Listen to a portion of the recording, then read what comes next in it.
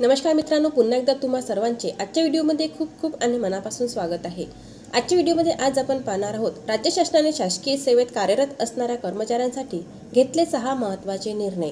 तर या कर्मचाऱ्यांना जुनी पेन्शन योजना लागू, जाणून घ्या याविषयी सविस्तर माहिती। त्यापूर्वी चॅनलला पहिल्यांदाच भेट देत असाल तर व्हिडिओला एक लाईक आणि चॅनलला सबस्क्राइब करायला विसरू नका। चला तर सुरुवात करूया आजच्या व्हिडिओला। राज्य शासनाने शासकीय सेवेत कार्यरत असणाऱ्या कर्मचाऱ्यांसाठी महत्त्वाचे निर्णय घेतले आहेत।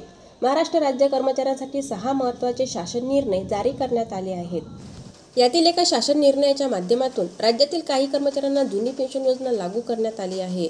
विभागातील काही कर्मचाऱ्यांना जुनी पेन्शन योजना लागू करण्यास मान्यता दिली आहे। या संदर्भात जलसंपदा विभागाकडून शासन निर्णय जारी करण्यात आला असून सदर शासन निर्णयानुसार दिनांक 1 नोव्हेंबर 2005 पूर्वी पदभरतीची जाहिरात जारी झालेला पण प्रत्यक्षात 1 नोव्हेंबर 2005 नंतर रुजू करण्यात आलेल्या कर्मचाऱ्यांना आता जुनी पेन्शन योजनेचा लाभ मिळणार आहे। हा निर्णय केंद्र शासनाच्या धर्तीवर घेण्यात आला आहे। केंद्र सरकारने आपल्या कर्मचाऱ्यांना जुनी पेन्शन योजना लागू होण्याआधी जाहिरात निघाली असेल पण प्रत्यक्षात कर्मचारी योजना लागू झाल्यानंतर रुजू झाला असेल तरीही अशा कर्मचाऱ्यांना जुनी पेन्शन योजना बहाल करण्याचा निर्णय घेतलेला आहे। राज्य कर्मचाऱ्यांसाठी 6 महत्त्वाचे GR। राज्य सरकारने राज्यातील कर्मचाऱ्यांच्या दृष्टीने 6 महत्त्वाचे शासन निर्णय जारी केलेत। नंबर 1, नगर विकास विभागाच्या आस्थापनावरील पदांचा सुधारित आकृतिबंध मंजूर करून चालक व गट ड मिळून 27 बहुउद्देशीय पदांची निर्मिती करण्यात आली आहे। नंबर 2, शालेय शिक्षण व क्रीडा विभागामार्फत अपंग समावेशित शिक्षण योजनेतील विशेष शिक्षकांचे थकीत वेतन अदा करण्यास मंजुरी देण्यात आली।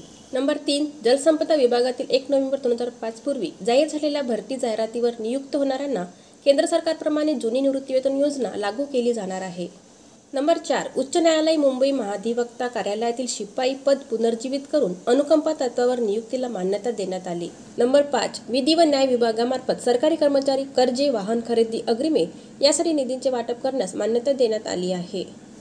कृषी विद्यापीठातील कर्मचाऱ्यांना घरबांधणी अग्रिमासाठी अनुदान देण्यास सरकारने मंजुरी दिली आहे। या निर्णयामुळे राज्यातील हजारो कर्मचाऱ्यांना दिलासा मिळालेला आहे। भेटूया पुन्हा अशाच नवीन माहितीसोबत, तोपर्यंत धन्यवाद।